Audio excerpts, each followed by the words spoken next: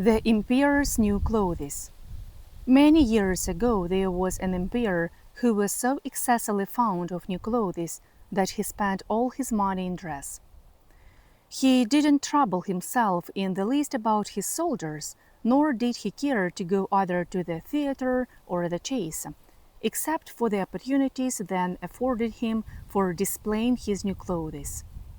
He had a different suit for each hour of the day, and as of any other king or emperor, one is accustomed to say, he is sitting in council, it was always said of him, the emperor is sitting in his wardrobe.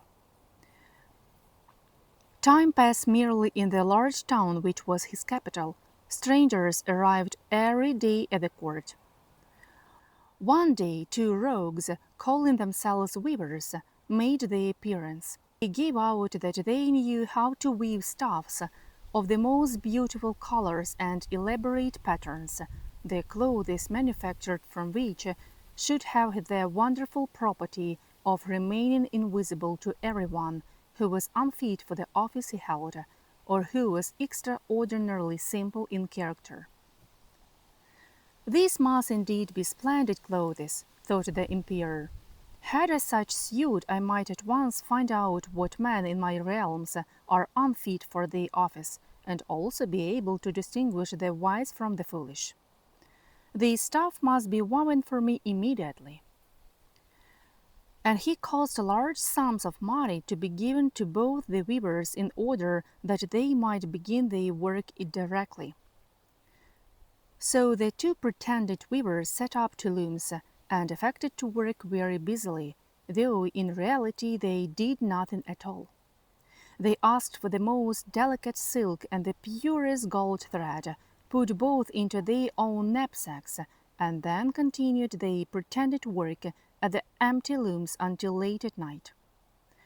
I should like to know how the weavers are getting on with my cloth, said the emperor to himself, after some little time had elapsed, however rather embarrassed when he remembered that a simpleton or one unfit for his office would be unable to see the manufacture. To be sure, he thought he had nothing to risk in his own person, but yet he would prefer sending somebody else to bring him intelligence about the weavers and their work before he troubled himself in the affair. All the people throughout the city had heard of the wonderful property the cloth was to possess, and all were anxious to learn how wise or how ignorant their neighbors might prove to be. I will send my faithful old minister to the weavers, said the emperor at last, after some deliberation. He will be best able to see how the cloth looks, for he is a man of sense, and no one can be more suitable for his office than he is. So the faithful old minister went into the hall, where the knaves were working with all their might at the empty looms. What can be the meaning of this? Thought the old man, opening his eyes very wide. I cannot discover the least bit of thread on the looms. However, he didn't express his thoughts aloud. The impostors requested him very courteously to be so good as to come near the looms, and then asked him whether the design pleased him and whether the colors were not very beautiful, at the same time pointing to the empty frames. The poor old minister looked and looked. He couldn't discover anything on the looms, for a very good reason. There was nothing there. What? Thought he again. Is it possible that I am a simpleton? I have never thought so myself, and no one must know it now if I am so. Can it be that I am unfit for my office? No, that must not be said either. I will never confess that I couldn't see the stuff. Well, Sir Minister, said one of the knaves, still pretending to work, you do not say whether the stuff pleases you.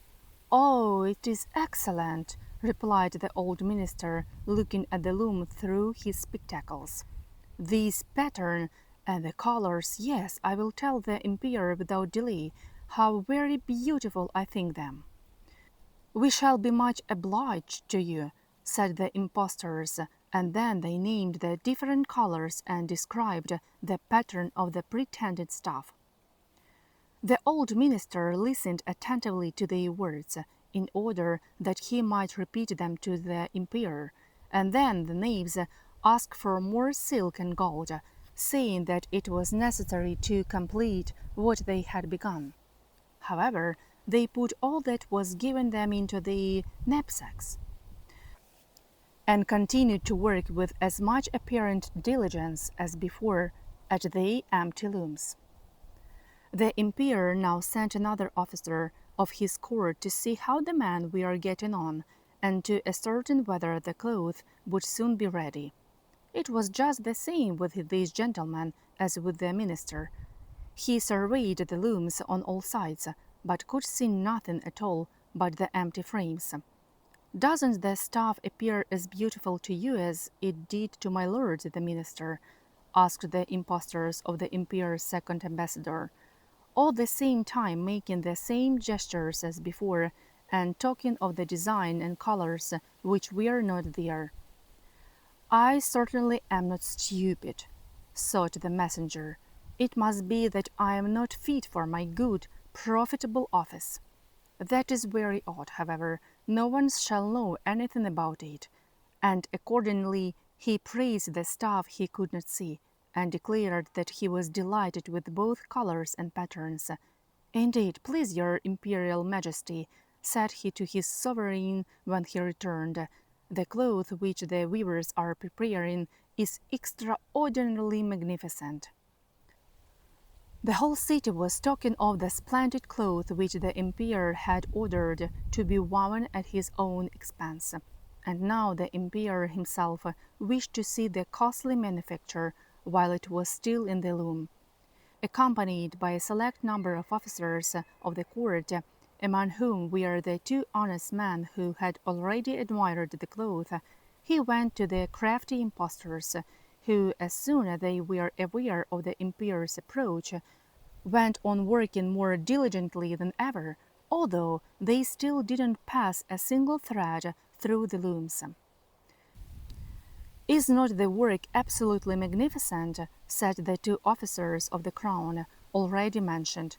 "If your majesty will only be pleased to look at it, what a splendid design, what glorious colors!" And at the same time they pointed to the empty frames, for they imagined that everyone else could see this exquisite piece of workmanship.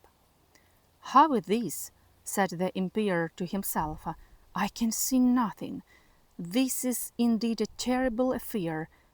Am I a simpleton, or am I unfit to be an emperor? That would be the worst thing that could happen.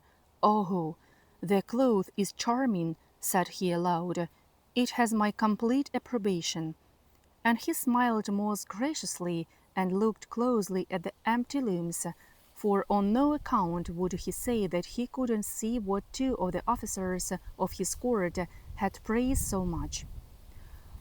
All his retinue now strained their eyes, hoping to discover something on the looms, but they could see no more than the others. Nevertheless, they all exclaimed, "Oh, how beautiful!" and advised his majesty to have some new clothes made from this splendid material for the approaching procession. "Magnificent, charming, excellent," resounded on all sides, and everyone was uncommonly gay. The emperor shared in the general satisfaction, and presented the impostors with the riband of an order of knighthood, to be worn in the buttonholes, the little of gentlemen weavers. The rogue sat up the whole of the night before the day on which the procession was to take place, and had 16 lights burning, so that everyone might see how anxious they were to finish the emperor's new suit. They pretended to roll the cloth off the looms, cut the ear with their scissors, and sewed with the needles without any thread in them. "See," cried they at last, "the emperor's new clothes are ready." And now the emperor, with all the grandees of his court, came to the weavers, and the rogues raised their arms, as if in the act of holding something up, saying, Here, here, your majesty's trousers, here is the scarf, here is the mantle. The whole suit is as light as a cobweb. One might fancy one has nothing at all on when dressed in it. That, however, is the great virtue of this delicate cloth. Yes, indeed, said all the courtiers, although not one of them could see anything of this exquisite manufacture. If your imperial majesty will be graciously pleased to take off your clothes, we will fit on the new suit in front of the looking-glass. The emperor was accordingly undressed, and the rogues pretended to array him in his new suit, the emperor turning round from side to side before the looking-glass. How splendid his majesty looks in his new clothes, and how well they fit! Everyone cried out, What a design! What colors! These are indeed royal robes. The canopy which is to be borne over your majesty in the procession is waiting, announced the chief master of the ceremonies. I am quite ready, answered the emperor. Do my new clothes fit well? Asked he, turning himself round again before the looking-glass, in order that he might appear to be examining his handsome suit. The lords of the bedchamber, who were to carry his majesty's train, felt about on the ground as if they were lifting up the ends of the mantle, and pretended to be carrying something, for they would by no means betray anything like simplicity or unfitness for the office. So now the emperor walked under his high canopy in the midst of the procession through the streets of his capital, and all the people standing by and those at the windows cried out, "Oh, how beautiful are our emperor's new clothes! What a magnificent train there is to the mantle, and how gracefully the scarf hangs! In short, no one would allow that he couldn't see these much admired clothes, because in doing so he would have declared himself either a simpleton or unfit for his clothes. Certainly none of the emperor's various suits had ever made so great an impression as these invisible ones.